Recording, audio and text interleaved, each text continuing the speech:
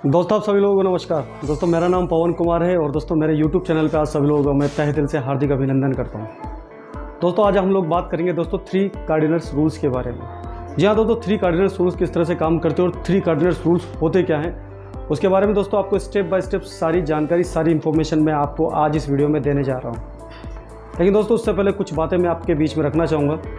दोस्तों अगर आपको अपने वाहन को एक जगह से दूसरी जगह लेके जाना है तो उसके लिए सबसे पहले आपको करना क्या पड़ता है दोस्तों, सुरक्षित उस वाहन को एक जगह से दूसरी जगह ले जाने के लिए आपको ट्रैफिक रूल्स का पालन करना पड़ता है। एक समाज में आपको रहने के लिए दोस्तों समाज के नियम, कायदे, कानून के अकॉर्डिंग आपको काम करना पड़ता है, रहना पड़ता है।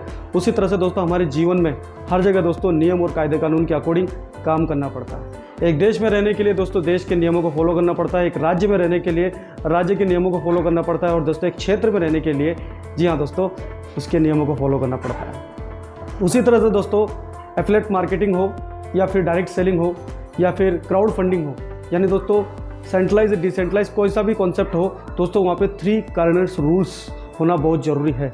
अगर दोस्तों 3 कार्डिनल्स रूल्स को वहाँ की टीम यानी वहाँ के लीडर्स फॉलो नहीं करते तो दोस्तों एक ना एक दिन उनकी असफलता निश्चित है। ये उसी तरह से दोस्तों नेटवर्क मार्केटिंग में दोस्तों 3 कार्डिनल्स रूल्स को फॉलो न करना उसी तरह से है कि आपने अपने घर में 56 भोग बनाए हैं, लेकिन दोस्तों जाने अनजाने में आपके द्वारा दोस्तों उसके अंदर थोड़ा सा जहर डाल दिया गया या फिर कुछ गंदगी डाल दी गई। आपने एक बहुत बड़ी टीम दोस्तों नेटवर्क मार्केटिंग कॉन्सेप्ट में बना तो ली, लेकिन अगर आपके संबंध मधुर नहीं है और आपने 3 कार्डिनल्स रूल्स को फॉलो नहीं किया तो दोस्तों वो टीम, उसे सफलता जो आपको मिली है उसको आप लगातार बरकरार नहीं रह सकते। और दोस्तों 2 बातें दोस्तों हमेशा होती है, एक सफलता लेना और एक सफलता लेने के बाद उस सफलता को बरकरार रखना। तो दोस्तों नेटवर्क मार्केटिंग में एक बहुत बड़ी टीम बनने के बाद में उसको बरकरार रखने के लिए दोस्तों हमें ज़रूरत होती है 3 कार्डिनल्स रूल्स को फॉलो करने की। पॉइंट नंबर 1, किसी भी व्यक्ति के अहम पति पत्नी उसके पैसे के साथ में आघात ना करे और टीम के अंदर मदिरापान का सेवन ना करे। दोस्तों इस पॉइंट को मैं 4 जगह डिफाइन करूँगा। तो दोस्तों सबसे पहले बात कर लेते हैं अहम के ऊपर, यानी ईगो। दोस्तों एक मूवी मैंने देखी थी, उस मूवी का नाम था वांटेड। एक ज़बरदस्त किरदार था उसमें विलन के रूप में। वो हर बार अपने डायलॉग में एक ही बात बोलता था, सब कुछ करना बट मेरे ईगो को हर्ट मत करना। गनी भाई बोलते हैं मुझे।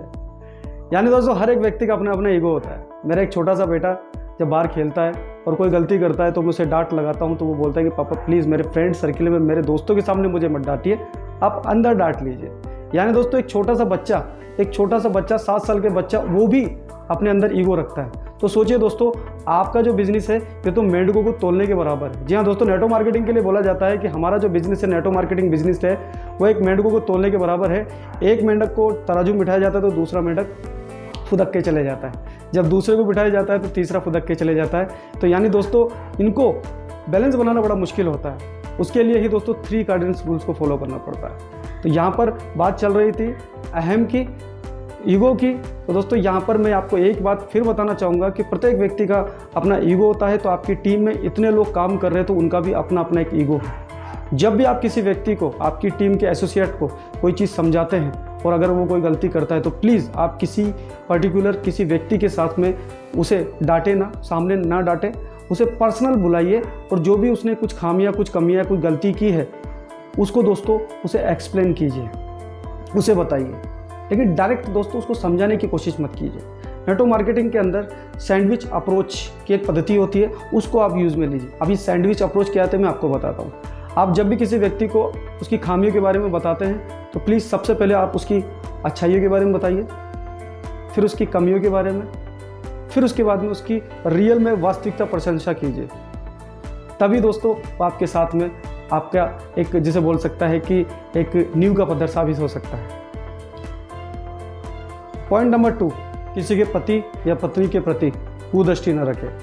हमारा जो बिजनेस है दोस्तों ये एक चरित्रवान और निष्ठावान बिजनेस है। यहाँ पर अगर आपकी गुडविल अच्छी है तो लोग आपके साथ में आएंगे। क्यों? क्योंकि इस बिज़नेस में किसी का भाई, किसी की बहन, किसी का पति या फिर किसी की पत्नी काम करती है। अगर आपकी गुडविल अच्छी है तो लोग आपको सराहना देंगे, आपको सराखों पे बिठाएंगे और आपका सम्मान करेंगे। अगर आपकी गुडविल गलत है, अगर आपका नज़रिया किसी के भाई के प्रति, किसी के बहन के प्रति और किसी की पत्नी के प्रति गलत है तो दोस्तों आप कितनी ही बड़े ओहदे पे क्यों ना हो, एक ना एक दिन आपका नेटवर्क ध्वस्त होने वाला है। पॉइंट नंबर 3, पैसे का लेन देन। जी हाँ दोस्तों, हमारा जो बिजनेस है एक पवित्र बिजनेस है। प्लीज़ इस बिजनेस के अंदर ना तो आप किसी को पैसा दीजिए उधार, ना किसी से पैसा उधार लीजिए। हमारा बिजनेस रिश्तों का बिजनेस है और दोस्तों पैसे के पास में रिश्तों को तोड़ने के लिए महारत हासिल होती है। दोस्तों मैंने देखा है दोस्तों कि कोई भी व्यक्ति किसी से पैसा लेके आता है तो दोस्तों किसी प्लान प्रेजेंटेशन को दिखा रही है कंपनी को देखकर उस व्यक्ति को पैसा नहीं दिया जाता दोस्तों, उसकी फेस वैल्यू के ऊपर उसे पैसा दिया जाता है, उसकी कॉन्फिडेंस को देखकर उसको पैसा दिया जाता है। मैंने कई बार देखा है दोस्तों, जब किसी व्यक्ति की टीम बन जाती है तो वहाँ पर उधार खाता स्टार्ट हो जाता है। प्लीज़ आपसे रिक्वेस्ट है कि आप उधार खाता मत कीजिए। क्यों? क्योंकि दोस्तों आपके जो मधुर संबंध बने हुए हैं वो उन मधुर संबंध के अंदर कब कड़वास आ जाएगी आपको खुद ही मालूम नहीं रहेगा। क्यों? क्योंकि वक्त पे अगर आप पैसा नहीं दे पाएंगे तो दोस्तों वो जो मधुर संबंध है कड़वास में बदल जाएंगे। अगर आपको दोस्तों रियल में नीड है पैसों की तो आप मार्केट से पैसे ले सकते हैं। हमारा जो बिजनेस दोस्तों कैश एंड कैरी का है, तो प्लीज़ आप ये संयम बनाइए कि किसी का पैसे का दुरुपयोग ना हो। पॉइंट नंबर 4, कभी भी अपनी टीम के अंदर मदिरापान करके डिस्कशन ना करें। दोस्तों मैंने देखा है दोस्तों कई बार बड़े बड़े लीडर जब उनकी टीम लंबी चौड़ी हो जाती है तो वो फाइन ट्यूनिंग बनाने के लिए अपने लीडर्स को कॉल करते हैं और पूछते हैं कि आज क्या हुआ क्या नहीं हुआ।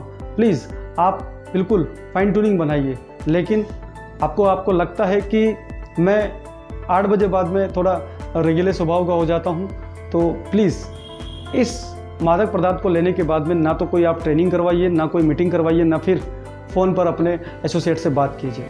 दोस्तों अमेरिका की अगर मैं बात करूँ तो दोस्तों अमेरिका में दोस्तों मदिरा और मांस खाना बिल्कुल अलाउ है, लेकिन दोस्तों नेटवर्क मार्केटिंग की जब मीटिंग होती है, जी हाँ दोस्तों नेटवर्क मार्केटिंग की जब मीटिंग होती है ना तो वहाँ पे मदिरापान किया जाता है ना ही मांस खाया जाता है। तो यहाँ पर दोस्तों हम लोग, आप सोच रहे होंगे सर इस पॉइंट का इससे क्या संबंध, मैं आपको बता देता हूँ दोस्तों। कई बार ऐसा होता है कि हम जाने अनजाने में मदिरापान करके क्या पता उस एसोसिएट को, उस लीडर को हम क्या बोल दें जिससे उसके दिल पे आघात पहुँचे, उसके ईगो को ठेस पहुँचे।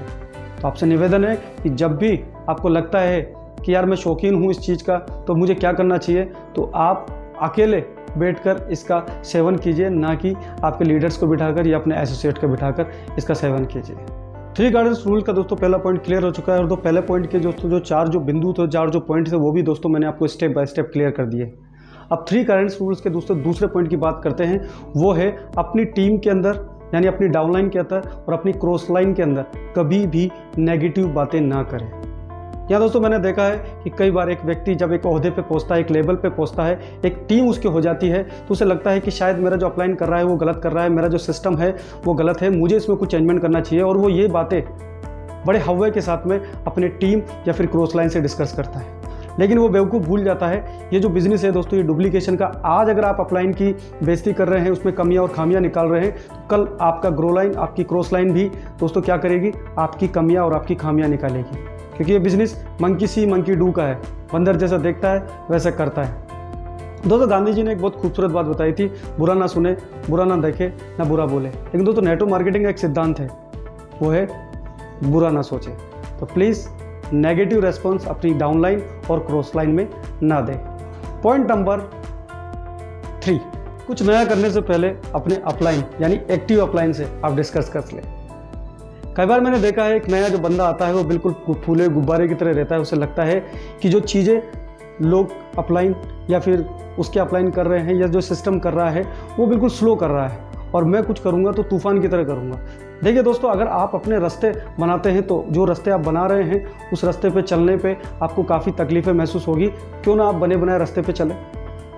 किसी भी कॉन्सेप्ट में आप काम कर रहे हैं, चाहो तो आप डिसेंट्रलाइज कॉन्सेप्ट हो या फिर सेंट्रलाइज कॉन्सेप्ट हो, अगर आपका एजुकेशन सिस्टम है और मजबूत है तो एजुकेशन सिस्टम को फॉलो कीजिए, ना ही खुद आप एजुकेशन सिस्टम बन जाइए। और दोस्तों एजुकेशन सिस्टम ये बोलता है कि आप हमेशा अपलाइन की रेस्पेक्ट करें, अपलाइन को सुने, एक्टिव अपलाइन से हमेशा कुछ नया काम करने से पहले डिस्कशन करें। मैंने देखा है एक व्यक्ति ने दोस्तों जब ये बोला कि सर मैं खुद कर लूँगा और मुझे पता है कि किस तरह से मैं काम कर सकता हूँ, तो दोस्तों उसने गलती क्या की, पहले ही दिन एक जिसे बोल सकते हैं कि अपने घर में एक मीटिंग बुला ली और 15-20 लोगों को इकट्ठा कर लिया और प्लान प्रेजेंटेशन दे डाली। प्लान प्रेजेंटेशन दे डालने के बाद में आपको पता हुआ क्या, दोस्तों उसे पागल करार कर दिया गया, क्योंकि कुछ लोगों ने बोला ये तो टोपी पहनाने का बिजनेस है और आप तो बेवकूफ़ बन ही गए और मुझे भी हमें भी बेवकूफ़ बनाने के लिए आप ये प्लान प्रेजेंट दे रहे हैं। और हुआ क्या पता है क्या, जो व्यक्ति जो गुब्बारे की तरह फुला हुआ था ना, उसकी हवा निकल गई और आज भी दोस्तों इस बिज़नेस में नहीं गए। तो कोई भी नया काम आप करते हैं तो प्लीज़ आप अपने अपलाइन से, एक्टिव अपलाइन से डिस्कस करें। तो दोस्तों ये जो जानकारी थी 3 गार्ड्स रूल की, शायद दोस्तों आप लोगों को अच्छी लगी होगी। अगर दोस्तों आपको ये वीडियो अच्छी लगी है तो प्लीज़ आप लाइक कीजिए, सब्सक्राइब कीजिए। थैंक यू, धन्यवाद।